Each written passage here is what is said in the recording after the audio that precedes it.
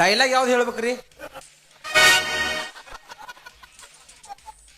ಅಲ್ಲ ಸಿಗರೇಟ್ ಸಿದು ಚಟಕ ಮಾಡ್ದ ಮಾತಾಡಕ ಇಲ್ರಿ, ಅದು ಸಿಗರೇಟ್ ಸಿದು ಬಡ್ತಿಗೆ ಡೈಲಾಗ ಮರ್ತು ಹೋತ್ ನಂದು. ಡೈಲಾಗ್ ಯಾವ್ದು ಹೇಳ್ಬೇಕು ಗೊತ್ತಿಲ್ಲ. ಹಾ ಹೇಳ್ರಲ್ಲ, ಯಾವ್ದು ಹೇಳ್ಬೇಕು? ಅದು ಅವ ಇದು ಲಕ್ಷ್ಮೇಶ್ವರ ರೇವಣ್ ಸರ್ದೆ. ಓ, ನಮ್ಮ ಲಕ್ಷ್ಮೀಶ್ವರ ರೇವಪ್ಪನ್ ಹೇಳ್ಬೇಕ್ರೆ? ಹೇಳ್ತಾನೆ ಕೇಳ್ರಿ.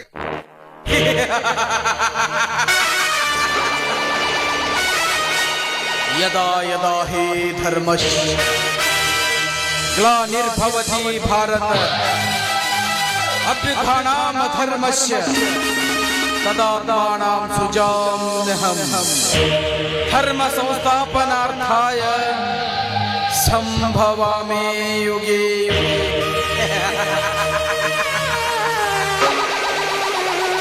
ಇದೇನಪ್ಪ ಖಳನಾಯಕನ ಬೈಲಿ ಸಂಸ್ಕೃತದ ಶ್ಲೋಕ ಬರ್ತಾ ಇದೆ ಅಂತ ಆಶ್ಚರ್ಯ ಪಡ್ತಾ ಇದ್ದೀರಾ? ಇದರ ಅರ್ಥ ಏನ್ ಗೊತ್ತಾ? ಜಗದಲ್ಲಿ ಅನ್ಯಾಯದ ಅಟ್ಟಹಾಸ ಹೆಚ್ಚಾದಾಗ, ಅಧರ್ಮ ತಾಂಡವಾಡುತ್ತಿರುವಾಗ, ನಮ್ಮಂತ ಕಾಳಧನಿಕರ ದಬ್ಬಾಳಿಕೆ ಹೆಚ್ಚಾದಾಗ ಅದನ್ನ ಮಟ್ಟ ಹಾಕಲಿಕ್ಕೆ ದೇವರು ಯಾವುದಾದ್ರೊಂದು ರೂಪದಲ್ಲಿ ಹುಟ್ಟಿ ಬರ್ತಾನಂತೆ. ಸಾಧ್ಯನೇ ಇಲ್ಲ.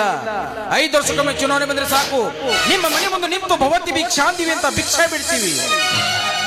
ಇದರ ಅರ್ಥ ನನಗೆ ತಿಮ್ಮಕ್ಕ ಕೂಳಿಲ್ಲಂತಲ್ಲ, ನೀವು ನೀಡೋ ಒಂದೇ ಒಂದು ಓಟಿನ ಆಸೆಗಾಗಿ ಎಲ್ಲ ಸಂದ ಮಾತ್ರ ಹೇಳ್ತೀವಿ, ಬಣ್ಣ ಬಣ್ಣದ ಕಥೆಗಳನ್ನ ಕಟ್ತೀವಿ, ತಿನ್ನ ಕನ್ನ ಕೊಡ್ತೀವಿ, ಕುಡಿಯ ಕೆಂಡ ಕೊಡ್ತೀವಿ, ಪ್ರಸಂಗ ಬಿದ್ರೆ ಮಗಲಾಗ ಮನಕೋಳಾಕ ಹೆಣ್ಣು ಕೊಡ್ತೀವಿ. ಆಮೇಲೆ ಒಂದಲ್ಲ ಎರಡಲ್ಲ 5 ವರ್ಷ ಗುಮ್ತೀವಿ, ಗುಮ್ಮಿಸ್ಕೊಳಕ. ಇದು ನಮ್ಮಂತ ರಾಜಕೀಯ ಕಿರಾತಗಳು ಹಾಕೋ ಲೆಕ್ಕಾಚಾರ ನಿಮಗೆ ಅರ್ಥ ಆಗಲ್ಲ. ಅರ್ಥ ಆದ್ರೂ ಪಕ್ಕ ಹೇಳಲ್ಲ, ಹೇಳಿದ್ರೆ ತಿಳ್ಕೊಳ್ಳೋ ಯೋಗ್ಯತೆ ನವನಿಗಿರಲ್ಲ. ಯಾಕಂದ್ರೆ ಎಲ್ಲರೂ ಬಿಸಿ. ನಮ್ಮ ಉತ್ಸವ ನಿಮ್ಗೆ ಹೆಚ್ಚು 100 ಜನ ತೊಳಿನ್ರಿಪ್ಪ ಅಣ್ಣವ್ರು.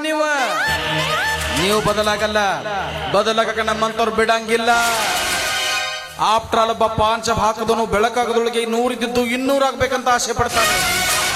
ಇದೇ ನಿಮ್ಮ ಮುಸ್ಲಿಂ ನಂಬಿಕೊಂಡು ಚುನಾವಣೆಯಲ್ಲಿ ಓಟಿಗೆ 500,000 ಹಂಚಿದನಲ್ಲ, ಹೆಂಗ್ ತೆಗಿಬೇಕಪ್ಪ, ಹೆಂಗ್ ತೆಗಿಬೇಕು?